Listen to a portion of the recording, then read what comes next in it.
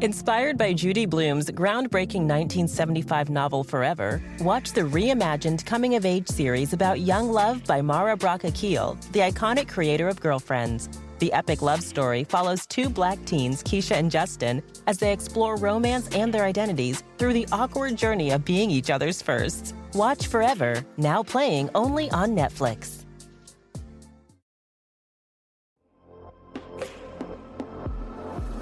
I'm a sneaker kind of girl. I love comfortable shoes, but I also want them to look cute. The New Balance 1080 is that versatile go-to sneaker that's ready for anything. I wear them to the gym, I wear them out on jogs, I wear them around the town to go get groceries, I do it all. You get the perfect mix of comfort and performance, so you're covered from coffee runs to race day. Runners love that cushioned midsole because it's got their back, or, well, actually their feet. But basically, it's this giant, cushiony, beautiful marshmallow shoe. Doesn't make sense until you put it on your feet, and then you're like, oh, yeah, Rach, this is just like walking in a marshmallow. Ready to upgrade your kicks? Shop the 1080 now at newbalance.com. The heaviest thing in the world isn't iron or gold, it's an unmade decision. Yeah. There was a period of time while I was in that job where I just hope I wouldn't wake up the next day. And so there's levels of being sad about things and trying to operationalize sadness. What is sadness? It's a perceived lack of options. That's why it feels so hopeless. You just don't know what to do. There's nowhere to you just feel very trapped. Basically, the conclusion that I made was if I would rather not be alive than what I'm currently doing, one of our dreams must die, his or mine. And so I think my father's dream for my life had to die in order for mine to live.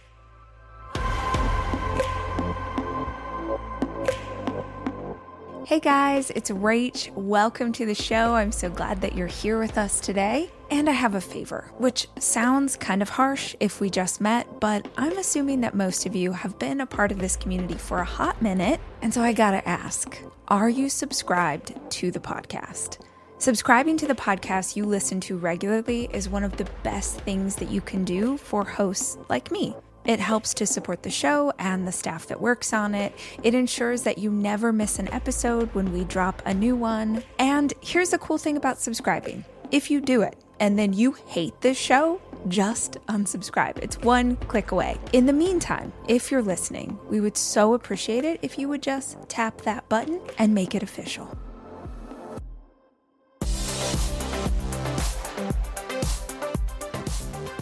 Hey y'all, today's episode is going to shake up how you think about success. Because there's truly no one size fits all when it comes to building a life you love. When I was a wedding planner years ago, I used to always tell the couples that I worked with, I would always say, there's no one way to do a wedding, there's your way to do a wedding. And I think the same is true for success. I know social media makes it really confusing, and we see all of these examples of what success looks like in 2025. But the reality is that you get to define your version of success. So today, we're going to talk to some of my favorite guests I've had over the years who exemplify this.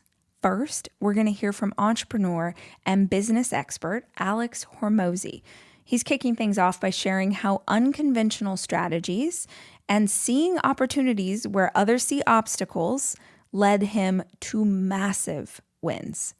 Jamie Kern Lima, the founder of It Cosmetics and best-selling author, joins us to talk about turning rejection into resilience and staying true to your vision even when the world says no.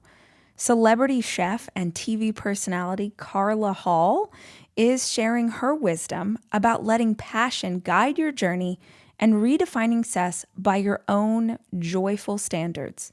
And finally, financial expert and best-selling author David Bach shares practical insights on achieving financial freedom through everyday decisions and disciplined habits. See, we're all over the place, all different kinds of success today.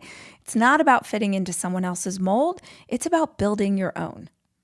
Let's see what they have to say. if you go all the way back, like, well, wait a minute, this is a guy. How did a guy end up writing a book for women and money 20 years ago?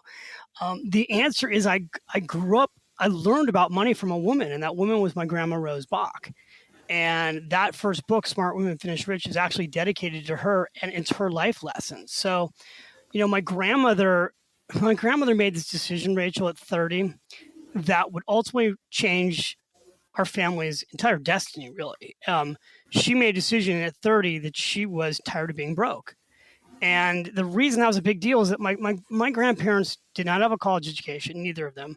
Very, very middle class. My grandmother sold wigs at Gimbel's department store. She worked in retail. And at 30, really just out of total frustration, she turned to my grandfather and she said, I'm taking over the family finances. And she said, from here on out, every week, you're going to be giving me 50 cents out of your paycheck. I'm going to take 50 cents out of my paycheck. We're going to put it in this coffee can in the kitchen, and I'm going to start investing. And, my grandfather was like, well, you don't know how to invest. And she's like, I know I don't. I know I don't know how to invest, but I'm going to go out and learn. And so she did. And over her lifetime, which is like a really important lesson, over her lifetime, she became a self-made millionaire. There are more lessons to unpack too, because my grandmother saved, in order for my grandmother to actually save that money, she had to actually change the way she spent money. So she started brown bagging her lunch. And, later we'll talk about the Latte Factor and this metaphor for how you find your money. But my grandmother had to brown bag her lunch. And so she started carrying her little brown bag of her pre-made lunch to Gimbel's department store. And her girlfriends would go out to lunch every day. And she's like, well, I'm going to save money. And they're like, well, you can't bring your little brown bag lunch out with us. That's embarrassing. And, she said, so she's like, well, then I just won't go. And she was sad about that. Like, her friends didn't actually support her in the beginning. And if you really go through my grandmother's story in detail, like that first year, she saves all this money. She goes down to a brokerage firm, and she doesn't go with my grandfather. She goes by herself. And she walks into a brokerage firm to open up a brokerage account with her coffee can of money. And the men all in this brokerage firm looked at her, scoffed, and said to her, you know what, we don't open brokerage accounts for women. You need to come back with your husband. Oh, yep. And my grandmother was really a strong woman, a feisty woman. And she said she put her hands on her hips, and you would have loved my grandmother. And she's like, guys, there's four brokerage firms on the street. And if you don't want my money, I'll just go next door. And they were like, okay, ma'am, sit down. And then she opened up a brokerage account. And ultimately, that first year, like later when I went to write the book, Smart Women Finish Rich, and share her life lessons, I said, Grandma, how did you do the first year? Because now my grandmother's a self-made millionaire. I'm a financial advisor. I have her account in front of me. I see all these amazing stocks she invested in. And she said, David, everything that I bought that first year, I lost everything. At the end of the year, I had nothing to show for it. And I go, what did Grandpa say? And she's like, I didn't tell him. and then I said to her, well, so what kept you going, right? Because now you're 31, you brown bagged your lunch for a year, and you have nothing to show for it. And she said, David, I was 31 years old. I was still broke. And I just knew that I had to become smarter than I had been the first year. Because she said the first year, I was getting all my financial advice from my network of friends, and my network of friends was all poor. And so she said, I had to, good. Right? Because I know you built this huge community, and I built a community, and she's like, I had to go find, she didn't use the word community back then, but she's like, I had to go learn and find mentors that had already become wealthy. And so she started taking classes, and she actually went to a couple people that she knew who were really wealthy and asked for help. And that ultimately is what changed the directory of her, the direction of her life. But, when you ask about me, she helped me buy my first stock at age 7 in McDonald's. And I can unpack that for you because there's so many lessons in how she taught me at 7 years old that other moms listening, and dads too, can use what my grandmother did with me at 7 to teach their kids about money. Mm-hmm. The lesson was, we were at McDonald's. So I'm 7 years old. It's my favorite restaurant in the whole world. And she taught me this really simple lesson you can teach your kids in 3 minutes. She said, David, because I loved money at a young age. I always wanted to play Monopoly with her. And she said, I'm going to teach you how to play Monopoly in the real world. and I'm going to teach you how to get rich in the real world. So she said, we're sitting here today at McDonald's. It's your favorite restaurant. But if you look at that woman right now who's working at the cash register, she has a job, and that job pays minimum wage. And back then, minimum wage was like 85 cents an hour, which to me, as a kid, seemed like a whole lot of money. But, she said, that's a really hard way to make a living. And then she said, now there's a second type of person, and that's you right now. You're here eating and spending money. That's what most people are like. And then she said, there's a third person who owns this place and is getting rich off of every single person who comes in here and orders food. And she said, you want to learn how to be that person. And I'm like, without getting a job, I don't understand. And she's like, I'm going to teach you today. And so she took me home, opened up the Wall Street Journal, showed me how to look up McDonald's, circled MCD, and said, today I'm going to teach you how to buy one share of McDonald's. And now you'll, at 7 years old, own this place. When you go, you'll make money from yourself. You'll make money from your friends. Owners in America get rich, she said. And that's what started my personal journey. When we look at like what's really created millionaires and people who are financially well off in America, people who've done this with an ordinary income, what they've done is they've just simply, they got a job. They signed and they basically paid themselves first 1 hour a day of their income. And they did it for 20 to 30 years. And they turned around and they had a whole bunch of money. Right. Yep. And we showed this in the book, like the magic of compound interest, how, you start in your 20s and you save $10 a day. You can be a multimillionaire by the time you reach 65. But the second thing, before I just go off of this, like when the money is in a retirement account, it's not being taxed each year. So it's tax sheltered. So that's a huge thing. That's why money grows so much faster in retirement accounts. And then the next thing is you can't just have your money in a bank, because in a bank it's earning 0 or maybe 1%. Yeah. And at that rate, you'll never grow your money. Like one thing to know about money is your money's either working for you or it's working for someone else. Yes, totally. And so you have to get the money to work for you. So, back to the Latte Factor, we had this young woman named Zoe Daniels, who's like this 27-year-old millennial. And she's been working for 6 years in New York, making more money, but she's still living paycheck to paycheck. And she gets taken by the hand by some mentors who teach her these lessons, these simple life lessons that transform her whole life. But you've got this. I've been like fanboying on you because on the plane flight out to Atlanta, I got to reread your Success Magazine article, which is incredible. And I had your Girl Stop Apologizing book, and you have this great quote. It kills me when I meet women, and life is living them. They're not living life. They're not in control. They're not in the driver's seat. Yep. And that quote just gave me chills because in the beginning of this little book, The Latte Factor, Zoe Daniels is coming to work. She works downtown in Manhattan, and she works in the Freedom Tower. And she comes out in the Oculus, and she sees this LCD screen. This is the first chapter of the book. And on this LCD screen on the way to her office, it says, if you don't know where you're going, you might not like where you end up. And she comes up with this escalator up to right up at the 9/11. This is all real because right where I live downtown. And she comes up at the 9/11 memorial, and she's been walking by the 9/11 memorial for 6 years, rushing to her office every day. And on this morning, she stops and she sits down in front of the 9/11 memorial, and she asks herself, where is she going with her life? And that's what begins Zoe Daniels' story in this book. And it goes right to what you talk about, right? Like we tend to sleepwalk our way through life. And so much of it is being just woken back up to, what do you really want for your life? And then realizing like money's just a tool to help you get there. Inspired by Judy Blume's groundbreaking 1975 novel Forever, watch the reimagined coming-of-age series about young love by Mara Braca-Keel, the iconic creator of Girlfriends. The epic love story follows two Black teens, Keisha and Justin, as they explore romance and their identities through the awkward journey of being each other's firsts. Watch Forever, now playing only on Netflix.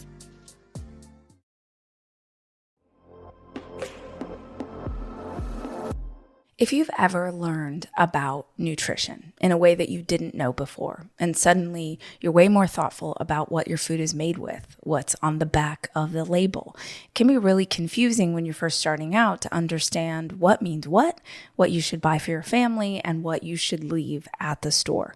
Well, now you can spend less time at the grocery store thanks to Thrive Market, your new go-to online grocery store for getting all of your healthy essentials delivered. With over 1,000 harmful ingredients banned from their store, Thrive Market's team of product researchers do the hard work so you don't have to spend all of your time trying to figure out what is in the food you are ordering. Finding better options for your whole family is super easy with Thrive Market's Healthy Swap Scanner. You can scan a product you already have, and it instantly recommends healthier items. Ready to make the switch?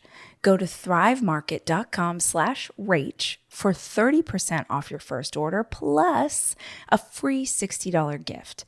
That's THRIVE market.com/Rach. thrivemarket.com/Rach.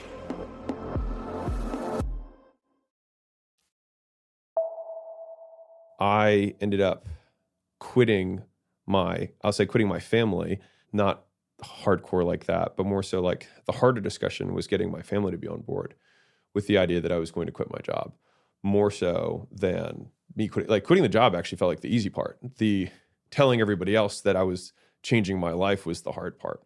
And so I drove across the country, and when I was in it like halfway point, I called my dad to let him know that I'd quit my job and that I was going to do this other thing. And he was like, well, just come over. We'll talk about it. Because he'd like talked me off the figurative ledge a bunch of times over the last however many months.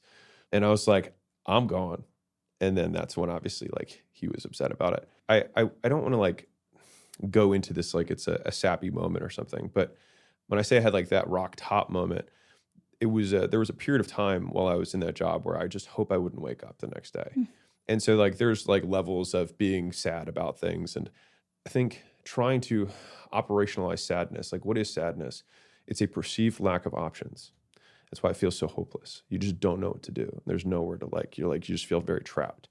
And so basically the conclusion that I made was if I would rather not be alive than what I'm currently doing, one of our dreams must die, his or mine. And so I think my father's dream for my life had to die in order for mine to live. And so I guess upon realizing that, it made the stakes of the decision so much larger. And at the same time, it made my, for lack of a better term, give a fuck around his perceived judgment of the decision. It minimized it a lot. And so that's what allowed me to kind of move forward. Basically, I had to accept the fact that I would be dead to my father for an extended period of time. And so I was like, well, I'd rather be dead to him than dead to me.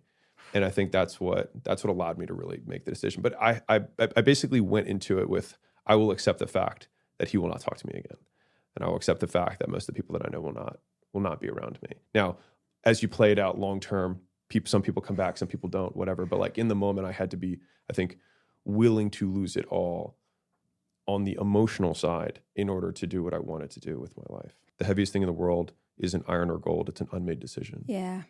And I think that a lot of people are carrying around too many of it. I wanted to be an entrepreneur. I wanted to start a business. I had 3 different ideas. So I was either going to do frozen yogurt. First, I looked at the froyo thing. I had only had $50,000 saved up, and it cost like $200,000, or at least that's what I found online. And I was like, oh no, I don't know if I can do it. And so then I was like, okay, maybe I'll do the test prep thing. I spent like 4 months to like basically creating like curriculum and like all this stuff.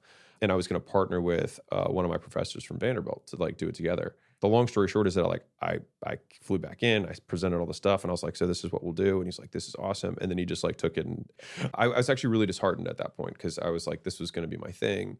I had the whole business model worked out and everything. And I was always into fitness. And so that was kind of the third bucket. And, you know, the guys that I worked with were like, dude, you do nothing but talk about fitness. Like, we're tired of you talking about fitness. Just they were like, we'll chip in to help you start a gym. And so that was when I started looking into the fitness business stuff. I found a guy who like had a fitness business like mentorship, and it was for gym owners. And so I drove across the country and I showed up at his front door, and he was like, what? everyone has this idea in the movies that people are like, oh my God, this is going to be it. And he was just Yeah. like, I've got meetings right now. You can like hang out at the gym if you want. And I was like, he's like, well, where are you staying? I was like, I don't know. And he was like, what do you mean you don't know? I was like, I just got here. I was like, there's my car. That's all my stuff. He was like, all right, well, you can stay at my place tonight, which is super generous of him. And so I stayed at his place. And then it's like, I just got my fluid from the food and called it a day.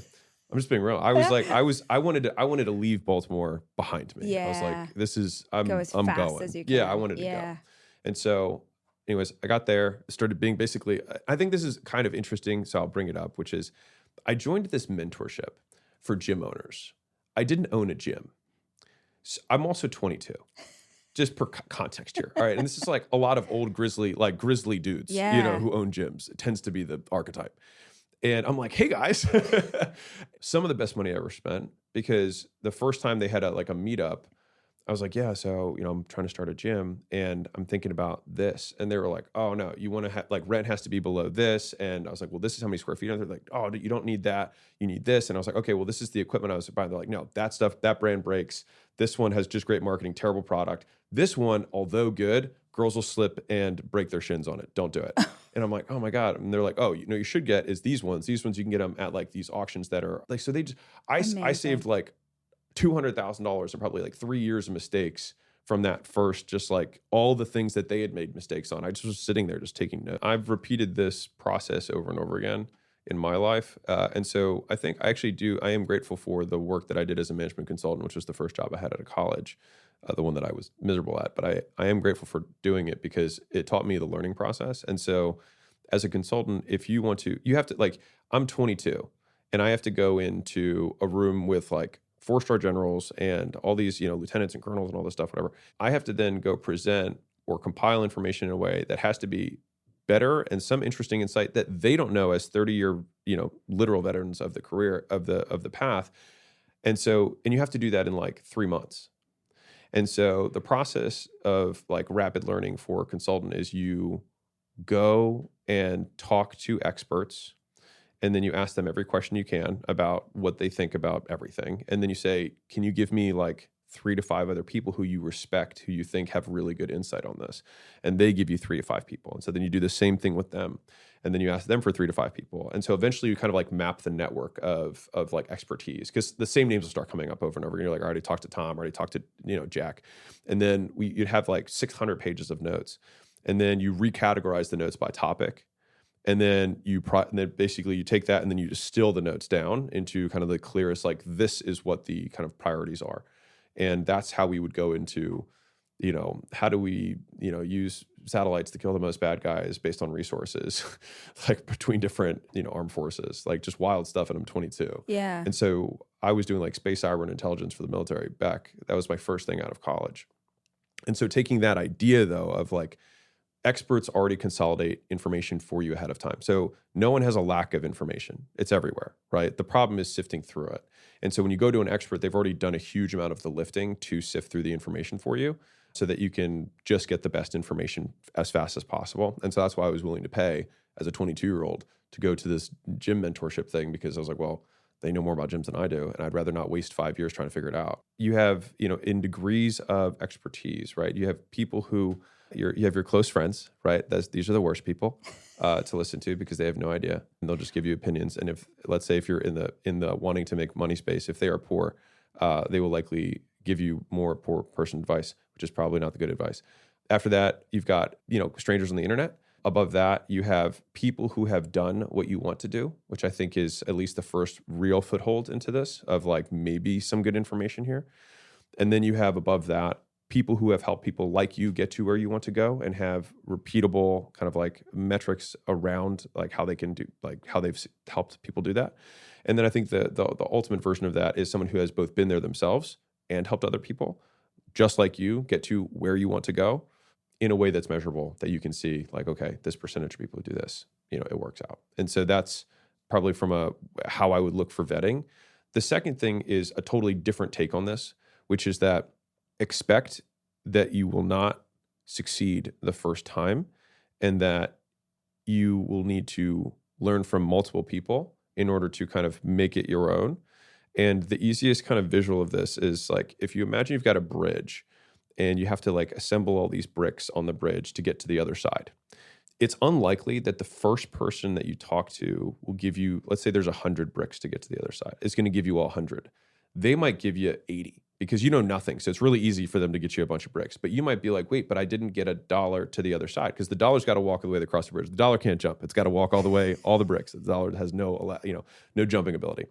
And so then it's like the next person you go to, you pay and get help, or you just watch their stuff, whatever. And it's like, and they give you another 10. So now you're at 90, but you're like, man, I still haven't made anything yet. And then all of a sudden somebody gives you the last 10 and you're like, this guy's a genius. But really it's kind of like saying, oh, well, I hate my arithmetic teacher because once I learned calculus, I was like, oh, this guy's an idiot. It was like, he just laid the foundation. Yeah. No, but it's ridiculous. But I see it all the time on like internet stuff. Like, I used to consume this guy's stuff and now I consume this guy's stuff and the other guy's bad. It's like, you needed this guy to get to this guy. Like, Absolutely. they're requisites. Yeah. And so the meta concept for me is directional rather than exact. So I asked myself the question, will this person get me closer to my goal or not? And if it is closer, then I'll start walking in that direction. When I get a little bit more information, I'll course correct. And I think that series of approximations is a much faster way than trying to have what I call the fallacy of the perfect pick, which is that people will just stay for years trying to pick perfectly, when really it's like, well, I know it's not that way, so let's go north. Yeah. And then as we go there, we'll ask more people, and they're like, well, it's kind of this way. And you're like, okay, it's northwest. And then you start working your way towards it. And that's how I kind of wander towards my destiny. I think you guys know this, but in case you don't, my happy place is on the beach. Actually, that's not enough. My happy place is on the beach with an iced coffee in my hand. What a vibe. There are a lot of beaches out there, but there's only one people call the beach. Myrtle Beach, South Carolina, is made up of 14 coastal communities and 60 miles of sunny beaches. Together, they create a place that makes you feel like you belong. Shine and dine in a foodie haven with oceanfront patios, fresh seafood, low country classics, and southern favorites. Plus, my favorite, you can listen to live music any day of the year, outside at laid-back beach bars, at world-renowned theaters, or right on the boardwalk. You belong at Myrtle Beach, South Carolina. Plan your trip to the beach at visitmyrtlebeach.com.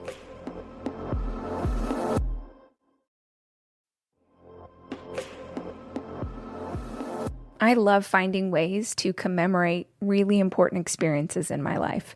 Usually, if you look at my wrist, you will see it stacked with bracelets that do just that. And if you want to celebrate your unique story, check out Pandora Jewelry.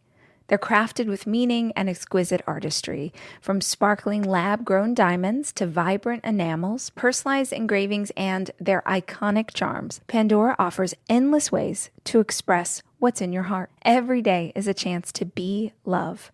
Let Pandora Jewelry remind you that love starts with you. Shop in-store or online at pandora.net.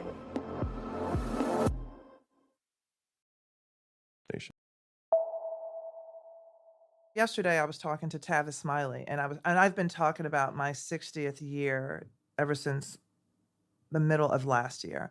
And he was calling it my 60th campaign. He was like, I want to celebrate you and your 60th campaign. And I love that. So I'm going to adopt that. Yes. It's about me choosing where and what I want to do, because I truly believe that this life is mine. It's mine to do with. It's mine to find my purpose. It's mine to I can't, you really can't mess it up if you bet on yourself. Yeah. You really cannot. And if I could stress, and I know that I get chills. I know that in my bones that everything happens for a reason. Mm-hmm. And by the way, let me just say, I pulled this card because I love cards, and I'm going to read it. Yes. It says, to begin the practice of allowing, I must get out of the way and let spirit give me direction. That's how I live my life. Yeah. That is absolutely how I live my life. And so at 60, I am doing things that I was afraid to do before. I was a theater kid, and I knew that's what I wanted to do. And then I was rejected when I went to BU, Boston University. So they were going to defer my admission. So I ended up going to Howard. I mean, it turned out to be a really great decision. and I majored in accounting. So I sort of Whoa, big pivot. exactly, because Yeah. I felt that rejection so deeply that I just went to the antithesis Yeah. of theater. Yeah. Then, because before that, theater saved me. I was a really shy kid. And then my mom and I saw my first play, Bubbling Brown Sugar, when I was like 10 or 11. And then I was like, this was the thing. And so I ended up doing theater. But then it saved me, it rejected me. And then at 60, I've decided that I'm choosing it. Now, theater gave me the permission to be myself. Like I had the thoughts, but I would never express. Mm. And I think there's some times in my life where people are like, you're just loud. Why are you being so much? You're just too much. And, and that makes you sort of like shrink into yourself. Yeah. But the fact that I feel the thing means I'm supposed to be the thing. And we don't give ourselves permission to be the thing that we feel. Yeah. I'm literally supposed to do this thing. Yes. And we limit ourselves and we look at other people to determine what and where and how we're supposed to do a thing. And I'm like, I'm not doing it anymore. And I learned that on the Chew. For like the first year of that show, I was like trying to fit into what I thought I was supposed to be because people were telling you what to do. And in a new experience, you depend on people to help sort of Yes. navigate your presence or how you're supposed to be. And then I was just feeling like if this jacket was like 2 sizes too small. I'm like, oh my God, I can't. Yes. And then finally, I called a meeting, and I was so frustrated by a series of events. I called a meeting. I was like, if you didn't think that I would want to cook with this person because I'm from that generation, that's your report card, and you fail. And if you didn't think that I wasn't doing the job correctly and you didn't share that with me, that's your report card and you fail. And so in the moment, I was like, I'm going to get fired. Yeah. But I want to say exactly what I feel because I'd rather leave this job with my head held high, leave the job being myself than staying in a job that isn't me. Yeah. After that whole big thing, and I was crying and I was everything, and Daphne Oz was there. I brought her along, and she was shrinking like, I'm not with her. I'm not with her. I'm not I don't know with who her. this woman is. But the executive producer was like, okay, you ready to get to work? So I bet on myself because I was supposed to be there. And that's everybody's life. And they're so restricted because they think that they have to meet some other person's demands or vision of themselves that they never find their own vision and what they're supposed to do. I don't think various shows and executive producers realize how important a stylist is. Because if that stylist gets you, Yes. you are comfortable in your skin and you can be yourself. And you feel like $1 million. $1 million You're bucks. like, I'm on. Yes. Otherwise, you're in that small jacket or that big frumpy thing, and you don't feel like yourself. I look back at some of the, and no shade to my dear friend who was the stylist, but I swear I look like an old woman. On the cover of one of the Chew books. I'm not going to tell you which one. You'll find it. You know which one it is. Google image. And it just wasn't right. And the thing was, I never shopped enough to find my style. I get that. So I never, get that. until the clothes came in, and I'm like, no. And I just a feeling, no. And I'm very quick at, I like it or I don't. Yes. No. Oh, I like this. No. So interestingly enough, you talked about the heels when you went on stage. Because I'm tall, people think I'm not going to wear heels. My whole thing is put on platforms. Yes. I'm going to be 6'5". I will be 6'5" in those big old shoes and looking out. Hey, I'm sorry, but Yes. because Yes. it's the opposite of what people would expect. I have decided to feel my space. Take up space. Yeah. Yeah. That's so. You feel a certain way at 30. You don't care what other people think. At 40, you kind of feel like, hey, this life is about me and what I want to do. And at 50, there's even more freedom. It's about how I want to project myself out to the world. And inside, I felt like I was 80. I felt a freedom to say things that I had never felt before at 50. And so every milestone, birthday, or decade, I felt a cracking open and freedom. Yes.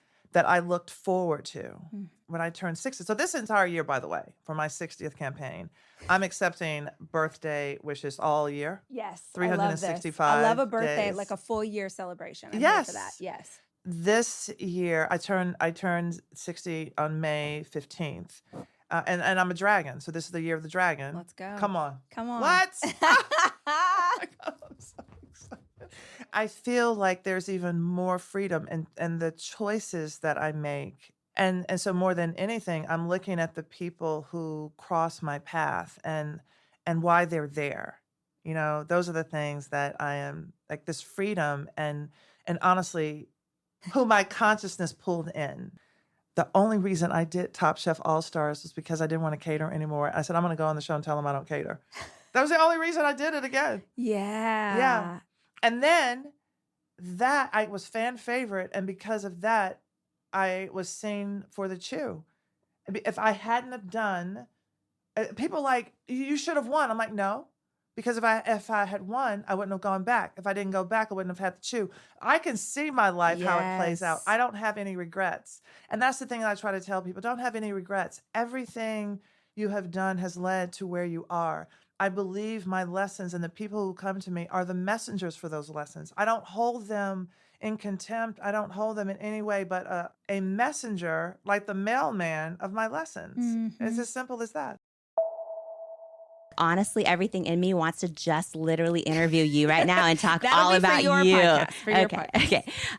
I just love other people's stories, so I thought I was going to do that my whole career. And I went to graduate school for business, but when everyone else was getting high-paying jobs, I went and worked for free, literally, to learn journalism at a station in the middle of the country in Yakima, Washington, and learned how to write and edit and shoot video and all of that, like all of it, and then got my first job anchoring the news. And so I thought I was going to do that my whole career. And it's interesting sometimes how you think you know what you're going to do, and it's like God has other plans. And at the time, I just thought I was having a problem. And what I mean by that is I started developing rosacea, which is a skin condition that makes your cheeks really red. As you know, we were talking about it earlier, bonding about it earlier. And there's no cure for it. And mine would get very sort of, it's really on my cheeks predominantly. Me too. You too? Yeah. Yeah. And I don't know if yours ever gets this way, but it's almost like sandpaper in texture sometimes. It's and irritated. Yes. And Yes. Yep. So I would be anchoring the news and under HD cameras and hot lights. And when you are solo anchoring a show, you can't get up and go to the bathroom. You can't really do anything. I mean, you're live. And if there's breaking news, you're live the whole time. And I started hearing things in my ear from my producer, like, there's something on your face. There's something on your face. And I knew there wasn't anything, right? It was my rosacea that was sort of like breaking through the makeup. And I don't know if you've ever put on makeup that kind of like starts to almost like create lines you don't have, or almost look like clay in a desert cracking. Yeah. So that, so I all of a sudden became obsessed with finding a product that would cover my problem. And so that was sort of how the whole idea even just started. And I would try every brand out there. And there's, in the whole makeup world, there are beautiful brands for people that love artistry and to do right and beautiful colors. There's all kinds of different, I guess, companies out there that position their products differently. But for me, I just wanted it to look like I had really good skin, and I didn't want it to make my issue worse. And I couldn't find anything that worked. And I spent a lot of money. I tried every type of brand, and I kind of had this moment where I realized if I have this problem and I can't find anything to solve it, there must be, so many other women out there that feel the same way I do. And that was how the idea was born for like a a problem-solving, inclusive company that created beauty products that solved issues. So that was how it all started. And what year was this when this is happening? Okay, so this would have been 2007 when I started really focusing on it. It was late in 2007, I got married. On my honeymoon flight to South Africa, wrote the business plan. Love that. With my husband, and not the most romantic. No, but like, it's just, I just knew. And when something's on your heart and I just felt like, okay. And eventually we both actually quit our jobs and took our savings and thought, we're going to do this. And it's so funny. So that was 10 years ago, almost exactly. And I look back, oh my goodness. Like, so there are, I'm sure, so many people listening right now that have an idea or they have a business already. They're just getting it started, whatever is going on. I had no idea. I mean, I think I've worked hard my whole life. I had a lot of jobs growing up, and you know what I mean? I had to figure out how to buy my own car and pay for college, and I've always worked hard. I had no idea how hard it would be to be an entrepreneur, and how literally it's that sort of unremitting 24/7 pressure that never stops and never turns off. And I mean, I wouldn't change anything. It's been the most incredible experience. But I mean, I had no idea. So I thought, so we poured all of our money into finding the best manufacturers and, waited until we had products I felt like, okay, these are really life-changing. They're going to be. I thought the second we launch our business, it's going to be huge. And like this is the best thing in the universe. People, I just need to launch it. And then everyone's lives going to be changed who has skin issues like me. And that's what I thought. I wasn't from the beauty industry. My husband wasn't. The very first employee we actually hired was one of my best girlfriends now of over 20 years. Her background is also not in beauty. So what we did is, we bootstrapped everything. And I think, we worked 100-hour weeks. We actually have worked 100-hour weeks for 10 years. This is the first time in my life as of 6 months ago, and having my daughter, and really also just wanting to take a breath and hear my own thoughts again. It's been 100-hour weeks for 10 years, but it was just being hungry, being scrappy, and figuring it out. So I would cold called every single makeup company I could get a hold of in the entire country. And, when you're a makeup company or beauty company, one of your most protected sensitive pieces of info is who you work with for manufacturing, whether it's your packaging, your formulas, what chemists you use with, someone else could go, then it kind of sneak in and replicate. Okay. Yeah. And it's such a closely held thing. But, I'm going to ask. I would call every single company and just try to say, oh, who do you use as your manufacturer? And, people would, I tried everything. People would hang up on me. I finally got a hold of one girl, and it must have been a small office. I know now it probably was, knowing the size of the brand at the time. And I talked to a woman who sounded young, like in early 20s maybe, and she told me who they used, and she said, and they're great because they do a lot of stuff for, and she listed different retailers that they do their products for also. And I'm like, oh, that's wonderful. And, and I thanked her, and then I was like, wow. And I was like, okay, this is a blessing to me right now, but it's also like a reminder. One day when I can afford employees, I need to make sure they know. Don't share our trade secrets. And anyhow, that's how I met and set up a first meeting with our first manufacturer. And he is actually a dear friend to this day now. I was trying to explain to him on the back of literally a napkin, no joke, which is such an entrepreneurial thing to say, but that's what it was, a napkin and a piece of paper, both at 2 different meetings, trying to explain like this vision that I had for problem solving, all kinds of things. And what I wanted and what type of formula and what type of chemist we would need to work with and just all of that. Yeah. Long story short, that was our first partnership. And, then I just did as much homework as I could, learned about trade shows, learned about different things where I could go and meet, the different manufacturers for even little things like regulatory compliance for the FDA, stickers, boxes, shipping, operations, warehouse. What I learned too, Rachel, is it doesn't even matter what your company is. You have like the same things you've got to figure out.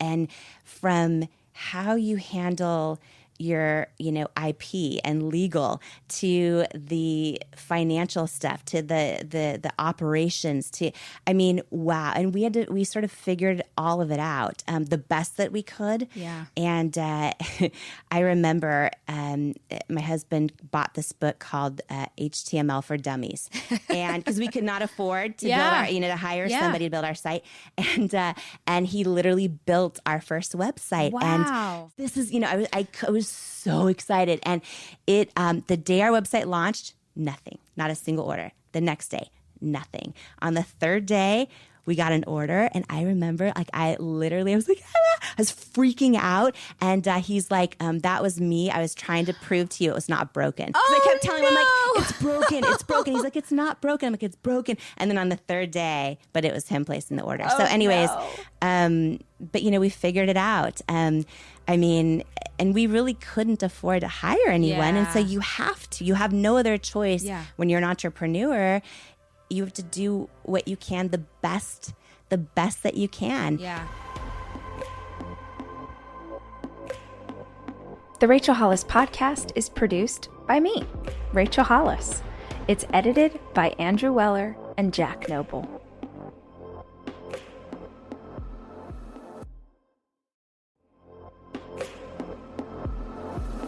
I'm a sneaker kind of girl. I love comfortable shoes, but I also want them to look cute. The New Balance 1080 is that versatile go-to sneaker that's ready for anything. I wear them to the gym, I wear them out on jogs, I wear them around the town to go get groceries, I do it all. You get the perfect mix of comfort and performance, so you're covered from coffee runs to race day. Runners love that cushion midsole because it's got their back, or well, actually their feet. But basically it's this giant cushiony, beautiful marshmallow shoe. Doesn't make sense until you put it on your feet and then you're like, oh yeah, Rach, this is just like walking in a marshmallow. Ready to upgrade your kicks? Shop the 1080 now at newbalance.com. Hey, I'm Paul Scheer. I'm June Diane Raphael. And I'm Jason Mantzoukas. And we're the hosts of How Did This Get Made, a comedy podcast where we deconstruct, make fun of, and celebrate the best, worst movies ever made. Have you ever seen a movie that's so bad that it's actually good? That's what we're talking about. From blockbuster franchises and made-for-TV romances to bonkers 80s action flicks and obscure sci-fi musicals, we cover it all. You can find How Did This Get Made wherever you get your podcasts. And don't forget to follow the show so you never miss an episode. Idiot.